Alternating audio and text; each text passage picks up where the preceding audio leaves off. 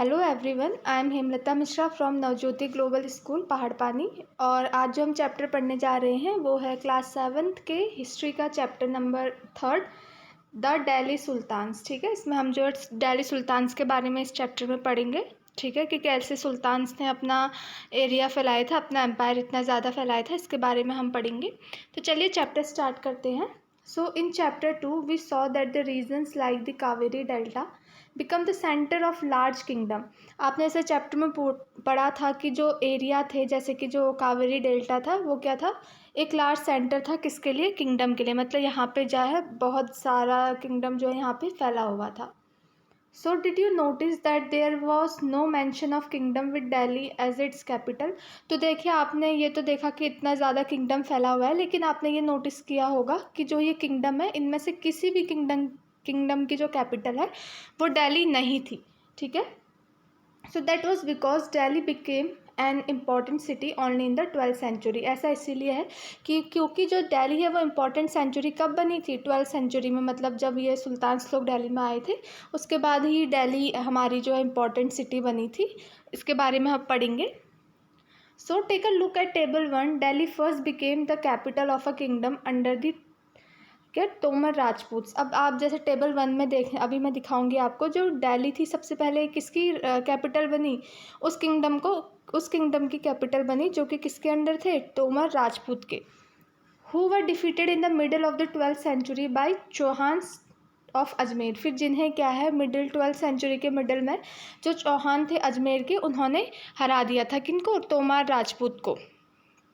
ठीक है, तो यहाँ पे आपको जो टेबल 1 है, यहाँ पे दिखाया गया है कि दिल्ली जो है, दिल्ली में किन किन, मतलब किन किन की डायनेस्टीज़ थी। जैसे कि पहले राजपूत की डायनेस्टीज़ जो दिल्ली में आई, जिसके अंदर हमारे तोमर्स है, अनंगापाला है, चौहान्स है।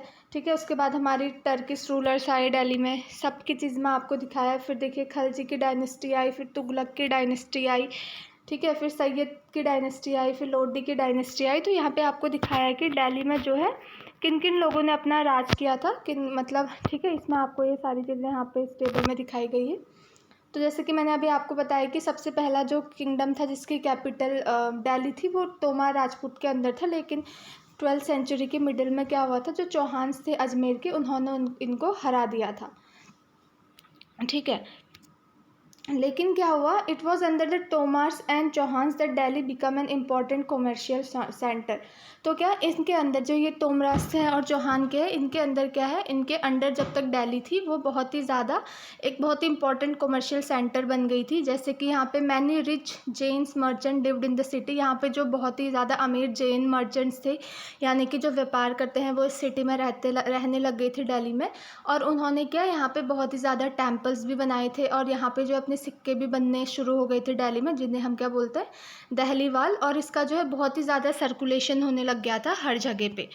तो यहाँ पे दिखाया है कि कैसे तोमरास और चौहान के अंदर जो है दिल्ली एक इतनी इम्पोर्टेंट जो है कॉमर्शियल सेंटर बना। ठीक है, फिर the transformation of Delhi into a capital that control vast area of the subcontinent started with the foundation of the Delhi sultanate in the beginning of the 13th century. अब जैसे जो ये दिल्ली का जो कैपिटल है, ट्रांसफॉर्मेशन दिल्ली का कैपिटल में कैसे स्टार्ट हुआ, जब जो है यहाँ दिल्ली के बहुत सारे, मतलब control vast area of the सब continent started with the foundation of, जब क्या है, दिल्ली सुल्तनत स्टार्टिंग में, जब बिगनिंग में 13th सेंचुरी पे यहाँ पे आया था। ठीक है, तो यहाँ पे जो दिल्ली का बहुत ही ज़्यादा ट्रांसफॉर्मेशन हुआ था। Take a look at the table 1 again and identify the 5 dynasties that together make the Delhi sultanate. तो इसमें बोल रहे हैं कि टेबल 1 में आप दोबारा देखिएगा और वहाँ पे देखना कि कैसे 5 डायनेस्टीज़ ने, 5 अलग अलग लोगों ने जो मिलके है दिल्ली को इतनी बड़ी सुल्तनत बनाया था। ठीक है, दिल्ली सुल्तनत जिन्होंने बनाई थी। So Delhi sultans built many cities in the area that we now known as Delhi. तो दिल्ली सुल्तान्स ने जो है बहुत सारी सिटीज़ बनाई थी दिल्ली में, जिन्हें कि हम अब दिल्ली बोलते हैं। ठीक है, तो यहाँ पे वही दिखाई गई कि किसके रूलर ने मिलके जो है दिल्ली सुल्तनत बनाई थी। Now finding out about the Delhi sultans. इसमें जो है दिल्ली सुल्तान्स के बारे में हमें कैसे पता चला, यहाँ पे दिखाया है कि all the inscription coins and architecture provide a lot of information. मतलब हमें जो इंस्क्रिप्शन है, इंस्क्रिप्शन मतलब जो है क्या होता है, जो हार्ड मेटल में, ठीक है, या फिर रॉक्स में, पत्थरों में गोद के जो है चीज़ें लिखी गई होती, या फिर कॉइन्स के थ्रू आर्किटेक्चर जो बड़ी बड़ी चीज़ें बना रखी थी, ये हमें बहुत सारे इन्फॉर्मेशन इससे हमें पता चली थी दिल्ली सुल्तनत के बारे में। स्पेशली वैल्यूएबल आर हिस्ट्रीज, ठीक है। और यहाँ पे हमें बताया कि तारीख या त्वारीख रिटन इन पर्सियन में लिखा गया था, ठीक है। ये क्या थी, पर्सियन जो ये लैंग्वेज थी, the language of administration under Delhi sultan के अंडर जो ये लैंग्वेज थी पर्शियन। और जो ऑथर थे त्वारीख के, द ऑथर्स ऑफ त्वारीख व लर्न मैन, जो त्वारीख जिन्होंने लिखी थी वो क्या थे, लर्न मैन थे, मतलब बहुत ही इंटेलिजेंट लोग थे, ठीक है। मतलब जो लोग कौन थे, सेक्रेटरी थे या तो एडमिनिस्ट्रेटर थे, पोएट थे, कोर्टियर्स थे, ठीक है। ये मतलब जो जिन लोगों ने त्वारीख लिखी थी वो बहुत ही ज़्यादा पढ़े लिखे लोग थे, जैसे कि सेक्रेटरीज हो गए या फिर एडमिनिस्ट्रेशन लोग हो गए, पोएट्स हो गए या फिर कोर्टियर्स हो गई, who both recounted events and advice rule on governance emphasizing the importance of just rule, ठीक है।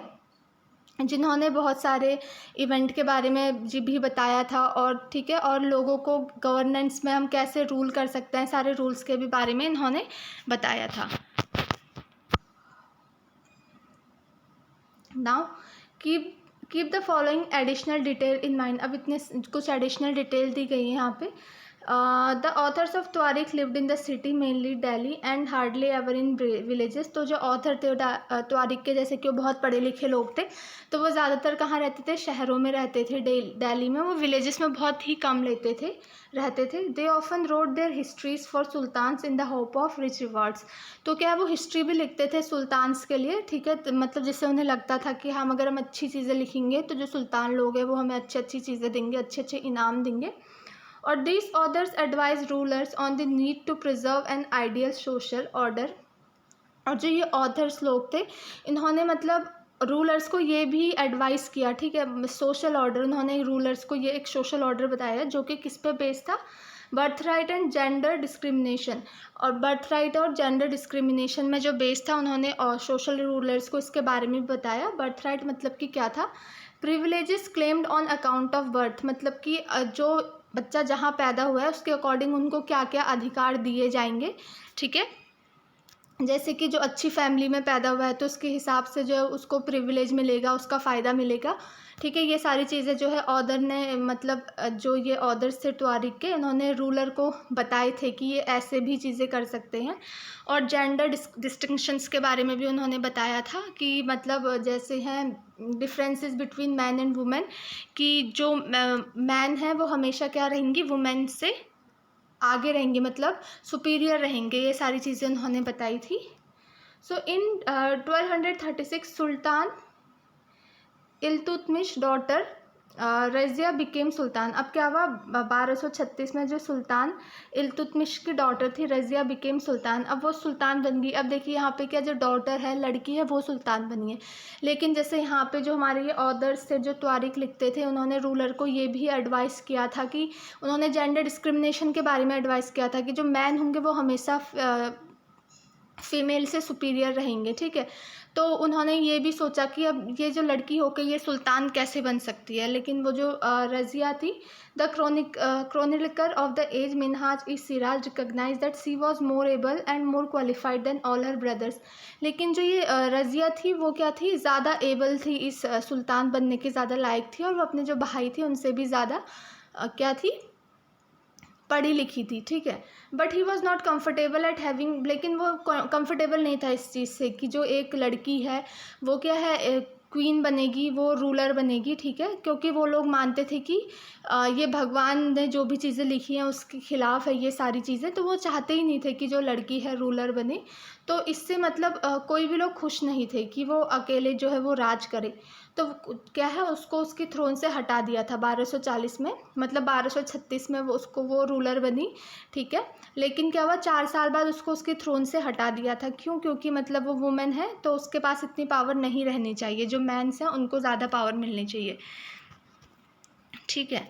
अब यहाँ पे आपको दिया है from garrison town to empire the expansion of Delhi sultanate, मतलब कि गैरिसन टाउन से जो है दिल्ली सुल्तनत का एम्पायर कैसे बढ़ा, यहाँ पे आपको बताया है। So in the early 13th century, the control of the Delhi Sultans really went beyond heavily fortified towns occupied by garrison. अब क्या शुरुआत में 13th सेंचुरी में जो दिल्ली का कंट्रोल था, मतलब वो इतना ज़्यादा नहीं था, वो मतलब जो बहुत बड़े बड़े फोर्ट्स थे जो कि गैरिसन लोगों ने ऑक्यूपाई कर रखे थे। गैरिसन मतलब क्या होता था, ऐसी जगह थी जहाँ पे क्या था, सोल्जर्स लोग रहते थे। तो जो दिल्ली सुल्तान से उनका जो इस एरिया पे उतना उनका वो यहाँ पे कंट्रोल नहीं कर पाए थे, यहाँ जहाँ पे सोल्जर्स रहते थे। The sultan seldom control the hinterland of the cities and were therefore dependent upon trade, tribute and or plunder for supplies. अब जो है, जो सुल्तान था उनने कहाँ कंट्रोल कर लिया था, हिंडरलैंड में। हिंडरलैंड क्या है, the land adjacent to a city or a port that supply it with goods and services. Hinterland क्या है, जैसे एक जो सिटी है, ठीक है, उसके बगल में जो सिटीज़ या फिर एरिया है, ठीक है, वहाँ के ऐसे ऐसे जगह पे जो है दिल्ली सुल्तान ने कब्जा कर लिया था, जहाँ पे ट्रेड होता था, गुड्स का व्यापार होता था, ट्रेड होता था, उस एरिया पे कब्जा कर लिया ताकि वो लोग क्या कर सके, वहाँ से जो है ट्रेड्स ला सकें। ठीक है, उन्होंने यहाँ पे तो कब्जा कर लिया था, लेकिन वो क्या है, गैरिसन जो टाउन था वहाँ पे कब्जा नहीं कर पाए थे। Controlling garrison town in distant Bengal and Sindh from Delhi was extremely difficult, क्योंकि उनके लिए क्या था, ये बहुत ही डिफ़िकल्ट हो रहा था, जो कि गैरिसन टाउन्स में है बंगाल और सिंध में, दिल्ली से कंट्रोल करना बहुत डिफ़िकल्ट हो रहा था, क्योंकि दिल्ली से जो है काफ़ी दूर थे, तो वो मतलब देखभाल नहीं कर पाते थे, वहाँ अच्छे से देख नहीं पाते थे कि वहाँ पे क्या चल रहा है। तो मतलब उनके लिए ये चीज़ यहाँ पे कंट्रोल करना डिफ़िकल्ट हो रहा था गैरिसन टाउन्स में। So rebellion, war, even bad weather could snap fragile communication routes. अब क्या होता था, लड़ाई वड़ाई भी होती रहती थी, और वेदर अच्छा ना होने के कारण जो रास्ते थे वहाँ जाने के लिए वो भी बंद हो जाते थे, तो वो देख नहीं पाते थे अच्छे से। So the state was also challenged by Mongol invasion from Afghanistan and by governor who rebelled at a sign of Sultan weakness। तो क्या था, जो दिल्ली था, फिर उनको और भी खतरा था, जो मंगोल थे, जिन्होंने the Mongol invention from Afghanistan के जो मंगोल थे, उनसे भी उन लोगों को जो है थोड़ा खतरा महसूस होने लगा। ठीक है, द सुल्तनत बेयरली सर्वाइव दीज चैलेंजेस। जो सुल्तनत थे उन्होंने मतलब ये चैलेंजेस जो इनके सामने इतने आ रहे थे, जैसे गैरिसन टाउन का हो गया, फिर मंगोल का हो गया, ये ज़्यादा सर्वाइव इसको नहीं कर पाए थे। Its expansion occur during the reason of Ghiyasuddin Balban, Alauddin Khilji and Muhammad Tughlaq. ये मतलब इसका जो एक्सपेंशन हुआ था, मतलब जो गैरिसन टाउन पे एक्सपेंशन हुआ था या फिर जो मंगोल्स पे उन्होंने कब्जा किया था, ये कब फैला, जब कौन आए थे, घियासुद्दीन बलबन आए, अलाउद्दीन खिलजी या फिर मोहम्मद तुगलक, उस टाइम पे, उसके टाइम पे जो है वो गैरिसन टाउन हो गया, फिर मंगोल्स जैसे इन लोगों पे अपना कंट्रोल कर पाए थे। The first set of campaigns along the internal frontier of the sultanate aimed at consolidating the hinterlands of the garrison town. ठीक है, तो क्या था, the first set of camping along the internal frontier of the sultanate aimed at consolidating the hinterlands of the garrison town. तो सबसे पहला जो उन्होंने कैंपेन रखा, ठीक है, उसमें उन्होंने क्या सोचा कि हम जहाँ पे अभी रह रहे हैं वहाँ से क्या करते हैं, जो मतलब गैरिसन जो टाउन है उसके आसपास के जो एरियाज है वहाँ पे जो है हम धीरे धीरे करके अपना थोड़ा कब्जा करना शुरू करते हैं। So during these campaigns, forests were cleared in Ganga, Yamuna, Doab, and hunter-gatherers and pastoralists expelled from their habitat। तो इस कैंपेन के टाइम में उन्होंने क्या करा, जो फॉरेस्ट था गंगा यमुना पे उसको क्लियर कर दिया, पूरा हटा दिया, और जो हंटर गैदरर वहाँ रह रहे थे उनको जो है उनकी जगह से निकाल दिया गया था। मतलब जब उन्होंने गैरिसन टाउन में पहले जब कब्ज़ा करने की उन्होंने सोची, तो जो सबसे पहला उन्होंने चीज़ किया, उन्होंने सोचा कि हम अंदर अपने सिटी या जहाँ पे हमारा कब्ज़ा है हम वहाँ पे रह के क्या है, जो गैरिसन टाउन है उसके आसपास के जो एरियाज़ हैं, ठीक है, वहाँ पे हम पहले कब्ज़ा करेंगे। तो इसमें उन्होंने क्या करा, सारे फॉरेस्ट जो थे जो गंगा यमुना के उसको क्लियर करा दिया था, और जो लोग वहाँ हंटर गैदरर वहाँ पे रह रहे थे उन्हें वहाँ से निकाल दिया था। These land were given to peasant and agriculture was encouraged। और फिर वहाँ से जो फॉरेस्ट भी क्लियर कर दिया और जो वहाँ लोग रह रहे थे उन्हें हटा दिया, तो जो वो लैंड वहाँ पे थी वो लोग अपने किसानों को देने लगे, एग्रीकल्चर को बढ़ावा देने लगे। New forts and town were established to protect trade routes and to promote regional trade. फिर वहाँ पे नए नए बड़े जो है किले वहाँ पे इस्टेब्लिश वो लोग करने लग गए। ठीक है, फिर the second expansion occurred along the external frontier of sultan, दूसरा भी जो है फिर कैंपेन उन्होंने चलाया, जिसमें क्या हुआ, military expeditions into southern India started during the reason of Alauddin Khilji. अब क्या हुआ कि जो मिलिट्री थी उनका एक्सपेंडिशन कब स्टार्ट हुआ, साउथर्न इंडिया स्टेट में, जब अलाउद्दीन खिलजी का राज था उस टाइम पे जो है, और जब उन्होंने और मतलब मोहम्मद तुगलक दोनों ने साथ जब वो काम कर रहे थे, तो उस टाइम पे जो है मिलिट्री का भी बहुत ज़्यादा एक्सपेंडिशन हुआ था। In their campaign सुल्तनत आर्मीज captured elephant, horses and slaves and carry away precious matter. तो इनके कैंपेन में क्या करते थे, जो सुल्तान की आर्मी थी जो कैप्चर एलिफेंट में जाती थी, हॉर्सेस में जाती थी, और इन जगहों से जो है प्रीशियस मेटल्स थे जो वहाँ पे के वो लेके आती थी। By the end of Muhammad Tughlaq reign, 150 years after somewhat humble beginnings, the army of the Delhi Sultanate had marched across a large part of the subcontinent.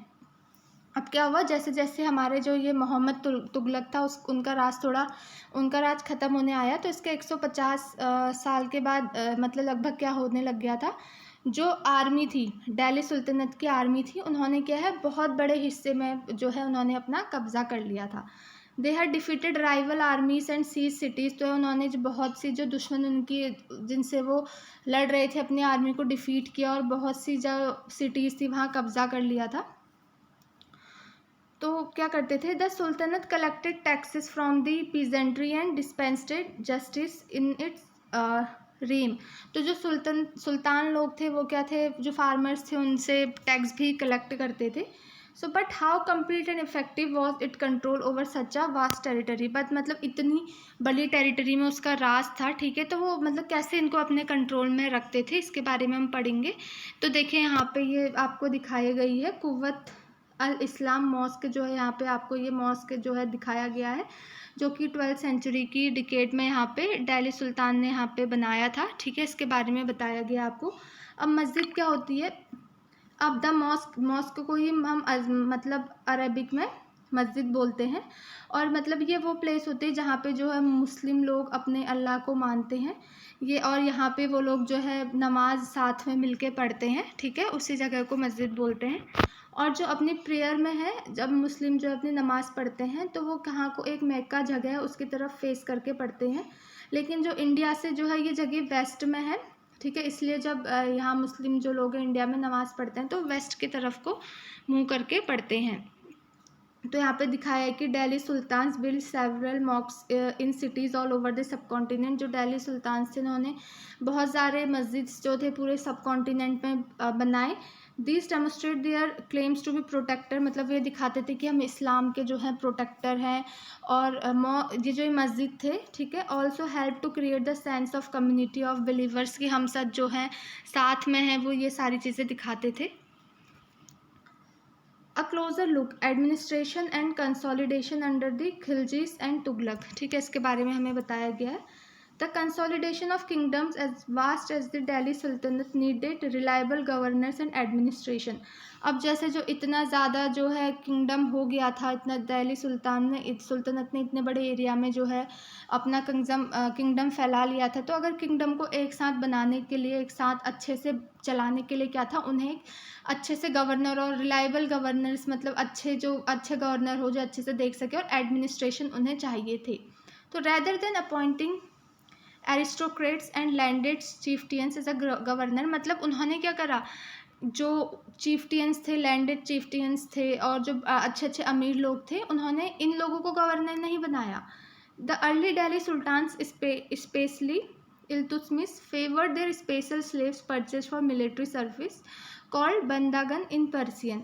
तो उन्होंने क्या करा, जो दिल्ली स्टार्टिंग में जो दिल्ली सुल्तान थी, जिस स्पेशली किस में, इल्तुतमिश के टाइम पे क्या था, वो स्पेशली उन्होंने क्या करा, उनके जो स्लेव्स थे, मतलब वो क्या करते थे कि जो पहले कहीं से इधर उधर गांव से छोटे छोटे बच्चों को उठा के ले आते थे, फिर उनको ट्रेन करते थे, उनको अच्छे से मिलिट्री की सर्विस देते थे, जिससे कि हम क्या बोलते हैं, बनगन बोलते थे। मतलब उन लोगों ने क्या करा, इन लोगों को उन्होंने क्या है गवर्नर बनाने की सोची, इंस्टेड ऑफ जो वहाँ के लैंड चीफ्टियंस थे, या फिर मतलब इन लोगों को ज़्यादा उन्होंने फेवर किया गवर्नर बनाने के लिए।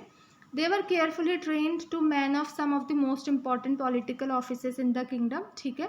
अब क्या था, सिंस जो ये स्लेव्स थे टोटली अपने मास्टर में डिपेंडेंट थे, तो मतलब सुल्तान को भरोसा था कि हाँ ये हमारे ऊपर डिपेंडेंट है तो ये कभी हमें धोखा नहीं देंगे। मतलब मेन रीज़न भी कहीं ना कहीं एक ये भी हो सकता है कि उन्होंने लैंडेड चिफ्टियंस को गवर्नर इसलिए नहीं बनाया क्योंकि उन्होंने सोचा कि क्या पता कल के दिन ये लोग हमें जो है धोखा दे दें, ठीक है। इसीलिए उन्होंने जो स्लेव्स थे उन्हें ही गवर्नर बनाने की सोचे, क्योंकि जो वो स्लेव्स थे वो टोटली उनके ऊपर ही डिपेंडेंट थे, तो वो उनको कहीं से कहीं तक दिल्ली सुल्तान्स को धोखा नहीं दे सकते थे। So the Khaljis and Tughlaq continued to use Bandhagan and also raised people of humble birth। अब जो खलजीस और तुगलक थे ये चीज़ उन्होंने कंटिन्यू रखी कि बंदगन को ही जो है वो अच्छी अच्छी पावर दे रहे थे। तो इससे क्या हुआ कि जो गरीब घर के लोग थे, क्योंकि वो बच्चे तो इधर उधर से उठा के ले आ रहे थे, तो ठीक है, तो वो उनको भी जो है ऊपर बढ़ने का मौका मिला, उन्हें भी अच्छी एक पावर मिली। Who were often their clients, जो कि उनके क्लाइंट भी थे, जो उनके लिए काम करते थे, उनको जो है एक अच्छी पोजीशन उन्होंने दी। ऐसा नहीं उन्होंने करा कि जो लैंडेड चिफ्टियंस थे या जो पहले से अमीर लोग थे उन्हें और अच्छी पोजीशन में बैठा दिया, बल्कि इन्होंने ऐसा किया कि जो उन्होंने ये नहीं देखा कि ये अमीर है या फिर ये गरीब घर से है, वो बच्चों को उठा लाते थे और उन्हें ट्रेनिंग देते थे। तो फिर इससे ये हो रहा था कि जो इवन अच्छे घर से नहीं है वो भी जो है उन्हें एक अच्छी पोजीशन जो है उन्होंने दी। अब लेकिन इससे क्या हुआ, however this also introduced an element of, इससे पॉलिटिकल इंस्टेबिलिटी भी बहुत ज़्यादा जो है बढ़ गई थी, क्योंकि वो लोग ऐसे कर रहे थे। इससे कई लोग ज़्यादा जो लोग थे उन्हें वो खुश नहीं थे कि वो ऐसे किसी भी लोगों को लाके किसी भी पोजीशन में बिठा दे रहे हैं। तो इससे पॉलिटिकल इंस्टेबिलिटी बहुत ही ज़्यादा हुई थी। तो slaves and client were loyal to their master and patrons but not to their years. अब जो स्लेव्स थे ये लोग, ठीक है, और सुल्तान के स्लेव्स थे या उनके क्लाइंट थे, वो अपने मास्टर के लिए तो लॉयल थे, ठीक है, लेकिन जो उनके मतलब सुल्तान के लिए लॉयल थे, लेकिन उनके जो बेटे हैं, ठीक है, या फिर उनके आने वाले जनरेशन है, उनके लिए ये लोग उतने लॉयल नहीं थे जितने वो सुल्तान के लिए थे। तो new Sultan had their own servant, इसलिए अब जैसे टाइम टू टाइम जैसे कभी कभी सुल्तान चेंज होते गए तो क्या हुआ, उनके अपने अपने जो है सर्वेंट भी चेंज होते गए। तो as a result the accession of a new monarch often saw conflict between the old and the new nobility. अब इसके वजह से क्या हुआ, जो पहले उनके सर्व करते थे, फिर अब जो नए लोग, नई सुल्तान बनी है तो नए लोगों को वो लेके आए हैं, तो इन लोगों के बीच में भी एक कॉन्फ्लिक्ट आने लगा। The patronage of these humble people by the Delhi sultans also shocked many elites and the author of Persian Tariq, ठीक है। अब जो ये सुल्तान लोग हैं इन गरीब लोगों की जो हेल्प कर रहे थे, ठीक है, ये जो बहुत बड़े बड़े लोग थे उनको भी इससे अच्छा नहीं लगा, वो भी इस चीज़ से शॉक हुए कि उन्हें भी इस चीज़ से मतलब वो थोड़ा झटका लगा कि जो तारिक के ऑथर थे कि मतलब जो ये दिल्ली सुल्तान हैं ये कैसे जो लो और बेस बॉन्ड हैं, जो गरीब घर से और नीचे जाति के लोग हैं, उन्हें कैसे जो इतने हाई ऑफिस में हम जो है वो बिठा रही हैं। So like the earlier Sultan, the Khilji and Tughlaq monarchs appointed military commanders as the governor of territory of varying size। अब जैसे अर्लियर सुल्तान जैसे कर रहे थे ना अपने स्लेव्स को, उनको मिलिट्री की ट्रेनिंग दे रहे थे, ऐसे ही जो खलजी और तुगलक आए बाद में, उन्होंने भी जो उनकी मिलिट्री थी उसमें से जो मिलिट्री के कमांडर थे उनको क्या गवर्नर बना दिया, का अलग अलग टेरिटरी का अलग अलग एरिया का उनको गवर्नर बना दिया। So these land were called iqta and their holder was called iqtadar or muqti. तो जिस जगह का मतलब जिस लैंड का वो मिलिट्री कमांडर को गवर्नर बना रहे थे उस लैंड को हम क्या बोलते इक्ता, और जो होल्डर था उस लैंड का मतलब जो मिलिट्री का कमांडर उस लैंड का होल्डर था उसे हम इक्तादार और क्या मुक्ति बोलते थे। The duty of the Muktis was to lead military campaigns and maintain law and order in their इक्तास। तो जो ड्यूटी थी इन मतलब इक्तदार या फिर मुक्ति लोगों की वो ये थी कि जो भी मिलिट्री कैंपेन वो अपने करें और जो वहाँ उनकी एरिया में जो भी ऑर्डर है, ठीक है, वो उनको अच्छे से मेंटेन करें। तो in exchange of their military services the muqtis collected the revenue of their assignment as salary. तो मतलब वो मिलिट्री सर्विसेज दे रहे हैं तो उसके एक्सचेंज में उन्हें क्या मिलता था, the muqti collected the revenue, वो रेवेन्यू जो है कलेक्ट करते थे लोगों से एज असाइनमेंट ऑफ सैलरी, मतलब सैलरी के तौर पे उन्हें रेवेन्यू मिला जाता था। They also paid their soldier from this revenue. तो जो वो कमांडर थे अपने सोल्जर्स को इन्हीं रेवेन्यू में से जो है वो पे कर देते थे अपने सोल्जर्स को भी। So control over muqtis was most effective, जो ये मुक्तीज था इनके ऊपर जो कंट्रोल मोस्ट इफेक्टिव तभी होता if their offices was not inheritable and if they were assigned इक्तास for a short period of time, तभी ज़्यादा इफ़ेक्टिव होता है मुक्तीस के ऊपर जो ये कंट्रोल है। अगर क्या है जो उनके ऑफिस है वो इनहेरिटेबल होते और जो मतलब उनको जो भी लैंड्स दे रहे हैं वो क्या है छोटे टाइम के लिए देते, ठीक है। These harsh condition of service were rigorously imposed during the reigns of Alauddin Khilji and Muhammad Tughlaq, ठीक है। तो ये सारी जो चीज़ें कंडीशंस थी सर्विस की ये किसके टाइम पे ज़्यादातर दी गई थी, जो अलाउद्दीन खिलजी थे और तुगलक थे उनके टाइम पे ये सारी चीज़ें दी गई थी। तो इस टाइम पे क्या करते थे, accountant were appointed by the state to check the amount of revenue collected by muqtis. तो जो अकाउंटेंट थे उस स्टेट के उन्हें भी अपॉइंट किया था कि जो रेवेन्यू मुक्ति कलेक्ट कर रहे हैं उनको टाइम टू टाइम चेक करते रहना, कहीं वो कोई धोखा ना करे उनके साथ। और जो है वो मतलब ध्यान देते थे कि जो मुक्ति टैक्स सिर्फ जो टैक्स बताया गया है उतना ही टैक्स वो उस स्टेट से लें और जितने सोल्जर बताए गए हैं उतने ही नंबर ऑफ सोल्जर्स वो अपने पास रखे। ऐसा नहीं कि कुछ ज़्यादा कम टैक्स बता रखा और वो ज़्यादा टैक्स जो है स्टेट से ले रहे हैं। तो ये सारी चीज़ें देखने के लिए एक अकाउंटेंट भी एक अपॉइंट किया गया था, ठीक है। So as the Delhi sultans brought the hinterland of the cities under their control, तो जैसे दिल्ली जो थी वो बहुत सारे सिटीज़ के अगल बगल वाली भी जो रीजन्स थे उनको अपने कंट्रोल में ले आया था। They force the landed chieftains the samantas and rich landlords to accept their authority. अब जैसे पहले क्या था, छोटे छोटे रीजन्स थे जिनका जहाँ पे दिल्ली सुल्तनत का कंट्रोल नहीं था, तो वहाँ पे उस रीजन में जो लोग थे वहीं पे अब खुद के रूल्स उन्होंने बनाए हुए थे। अब लेकिन जैसे जैसे जो है दिल्ली सुल्तनत का वहाँ राज होने लगा तो उन्होंने क्या बोला कि जो वहाँ के लैंडेड चिफ्टेंस थे, सामान्यतः मतलब जो पावरफुल लोग वहाँ के थे या फिर रिच लैंडलॉर्ड थे, उनने उनसे कहा कि हमारी अथॉरिटी को जो है वो एक्सेप्ट करें, जो भी उनके रूल्स एंड रेगुलेशन है उसको उनको एक्सेप्ट करें। So under Alauddin Khilji the state brought the assessment and collection of land revenue under its own control. तो अलाउद्दीन खिलजी के टाइम पे क्या था, फिर जो स्टेट था वो खुद ही जो है लैंड का रेवेन्यू खुद ही कलेक्ट करता था, अपने कंट्रोल में ले आया था इसके अंदर। The rights of the local chieftains to levy taxes were cancelled and they were also forced to pay tax, ठीक है। अब इसमें क्या था, जो कि पहले जो लोकल चिफ्टेंस था वो लोगों से टैक्स लेते थे, अब ये टैक्स भी जो है कैंसिल कर दिया गया था। अब इसके बदले क्या था, उन्हें खुद टैक्स देना पड़ रहा था। कब हुआ था ये सब, अलाउद्दीन खिलजी के टाइम पे ये सारी चीज़ें हुई थी, जब उन्होंने बहुत वास्ट एरिया में अपना एम्पायर जो है खड़ा कर दिया था। तो वहाँ के जो लोकल चिफ्टेंस थे, ठीक है, उन लोगों को उनकी अथॉरिटी माननी पड़ी और पहले जो है वो लोगों से टैक्स लेते थे, लेकिन अब क्या था, उन्हें ही जो है यहाँ के एडमिनिस्ट्रेशन को या फिर जो अलाउद्दीन खिलजी है इनकी जो भी लोग हैं यहाँ के उनको उन्हीं को जो है टैक्स देना पड़ता था, जो ये रिच लैंडलॉर्ड्स थे। तो the sultans administration measure the land and kept it careful. तो जो सुल्तान के एडमिनिस्ट्रेशन थे वो लैंड को मेज़र करते थे कि जिसके हिसाब से वो टैक्स लेंगे, और एक अकाउंट बहुत ही मतलब अकाउंट्स का भी बहुत ध्यान रखते थे। Some of the all chieftains and landlord serve the sultan as revenue collector and assessor. अब क्या था, कुछ कुछ जो पुराने चीफ्टियंस थे और लैंडलॉर्ड थे उन्होंने सुल्तान्स को सुल्तान जो थे मतलब उनकी हेल्प करी, कैसे कि मतलब वो रेवेन्यू कलेक्ट करते थे। और क्या था, 3 टाइप के टैक्सेस जो हैं वो लोग लेते थे। जो पहला क्या था, on cultivation called kharaj and amounting to be about 50% of the peasant produce. तो इसमें क्या था, जैसे कि कोई भी जो पीजेंट है, फार्मर है, उसने कोई क्रॉप बोई, ठीक है, तो उसमें क्या करेगा वो 50% जितना भी उसने बोया होगा, जो उसका 50% होगा वो अपने जो वहाँ के लीडर्स हैं जो सुल्तान से, उन लोगों को वो दे देगा।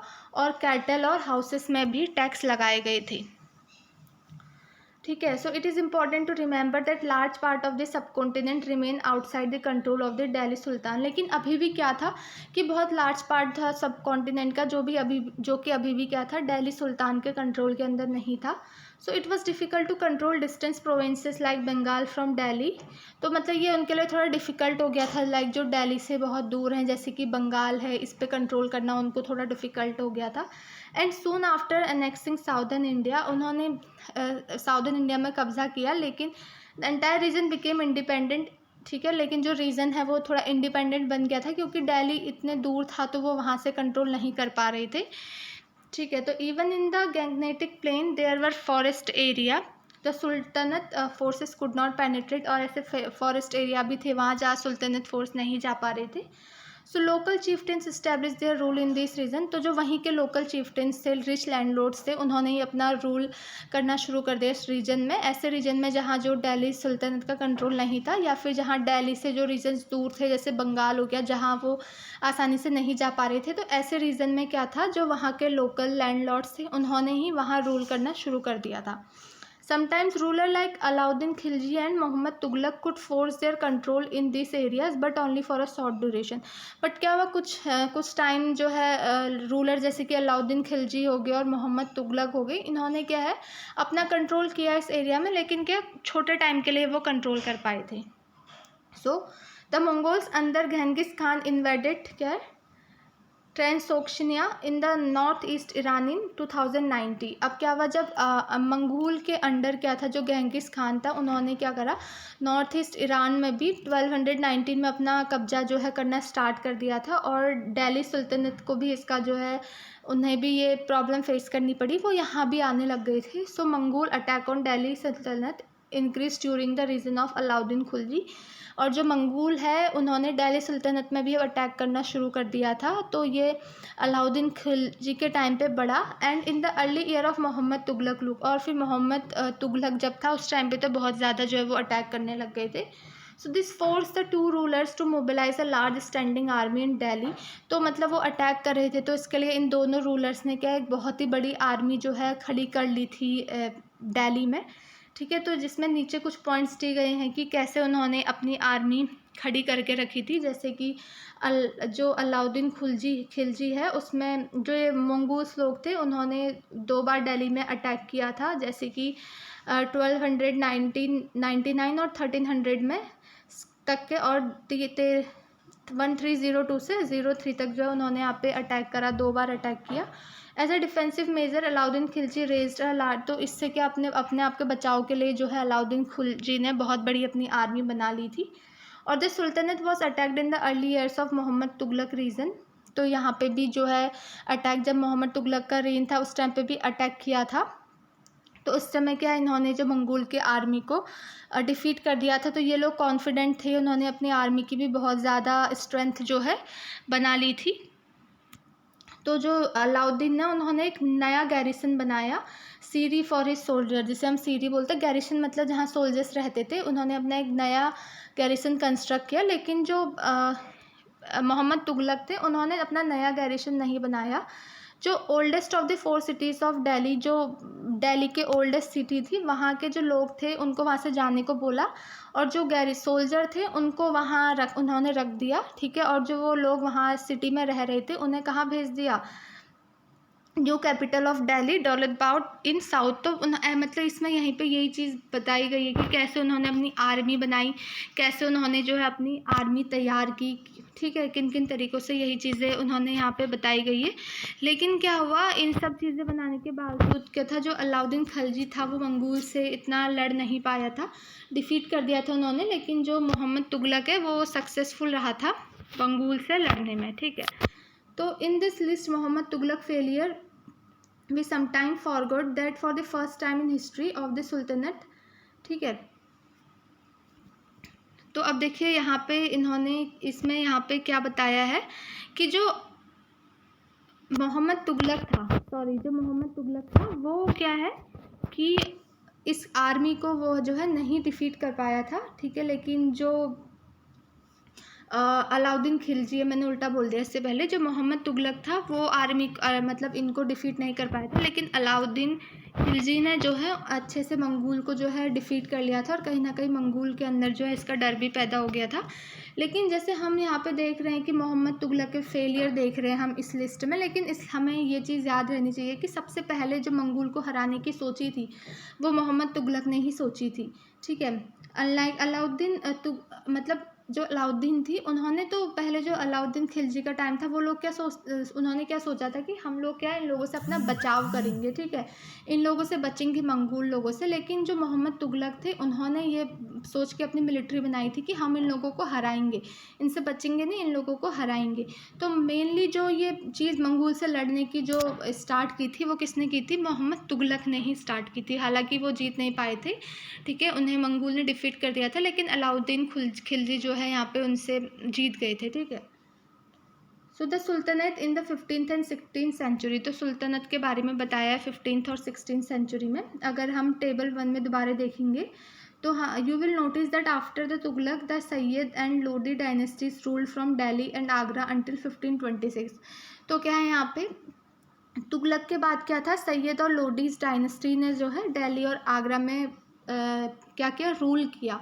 कब तक? 1526 तक। फिर by then Jaunpur, Bengal, Malwa, Gujarat, Rajasthan and the entire south India had independent ruler ही who established flourishing states and prosperous capital. फिर इसके बाद क्या था, जो सिटीज़ जैसे बंगाल हो गया, जौनपुर हो गया, मालवा, गुजरात, राजस्थान, क्या है, इनके जो है अपने अपने, मतलब एंटायर जो साउथ इंडिया था, इनके अपने अपने खुद के इंडिपेंडेंट रूलर थे, ठीक है। This was also the period which saw the emergence of new ruling groups like the Afghans and Rajput. तो इस टाइम पे क्या है, हमें नए रूलर जो अफगान और राजपूत है, इनका बहुत ही ज़्यादा एमरजेंस हुआ, फैले बहुत ही ज़्यादा ये देखने को मिले। Some of the states established in this period were small but powerful and extremely well administrated. तो कुछ ऐसे states जो इस टाइम पे इस्टेब्लिश हुए थे, वो छोटे थे लेकिन बहुत ही ज़्यादा पावरफुल थे। जैसे यहाँ पे दिखाया है शेर शाह सूरी, जो कि 1514 से 1545, अब उन्होंने अपना क्या, कब करियर स्टार्ट किया? Started his career as a manager of a small territory for his uncle in Bihar. तो उन्होंने अपना करियर, वो एक मैनेजर थे स्मॉल टेरिटरी के, अपने अंकल जो उनके बिहार में रहते हैं, ठीक है, उनकी टेरिटरी थी, उनके टेरिटरी के वो एक स्मॉल मैनेजर थे। लेकिन उन्होंने क्या था, मुग़ल को चैलेंज किया था और उन्हें हराया भी था, हुमायूं को, ठीक है। और यहाँ पे क्या है कि जैसे मतलब इसमें यही दिखाया है कि कैसे कैसे जो स्मॉल, भले ही जो स्मॉल कैपिटल्स थी, लेकिन क्या थी, वो बहुत ही ज़्यादा पावरफुल थे। सो Sher Shah capture Delhi and established his own dynasty. तो शेर शाह ने दिल्ली को भी कैप्चर किया और अपनी ओन डायनेस्टी बनाई। Although the Suri dynasty ruled for only, जो क्या है, 15th ईयर तक ही इन्होंने रूल किया था, लाइक फ्रॉम 1540 टू 1555 तक। It introduced an administration that borrowed element from Alauddin Khilji and made them more efficient. तो जो एडमिनिस्ट्रेशन था, जो rules and regulation Alauddin Khilji के टाइम पे थे, वही चीज़ों को इसने अपनाया और उनको और भी ज़्यादा एफिशिएंट बनाया। So Sher Shah administration became the model followed by the great emperor Akbar. और जो शेर शाह एडमिनिस्ट्रेशन के जो एडमिनिस्ट्रेशन थे, उनको फिर जो बहुत हमारे ग्रेट एम्परर हैं अकबर जो हैं, उन्होंने इसको भी फॉलो किया था जब मुग़ल एम्पायर हमारा बना था, ठीक है। तो चलिए, इस चैप्टर में इतनी चीज़ें हमने जो पढ़ी कि हमने दिल्ली सुल्तान्स के बारे में पढ़ा कि कैसे दिल्ली सुल्तनत बनी, ठीक है, सारे, और कैसे अलाउद्दीन खिलजी और मोहम्मद तुगलक के बारे में पढ़ा, मंगोल्स के बारे में यहाँ पे हमने पढ़ा कि कैसे अलाउद्दीन खिलजी ने जो है मंगोल्स को हराया था, ठीक है। तो आई होप मैंने आपको जो भी चीज़ें बताई हैं आपको समझ में आई होंगी। So thank you so much.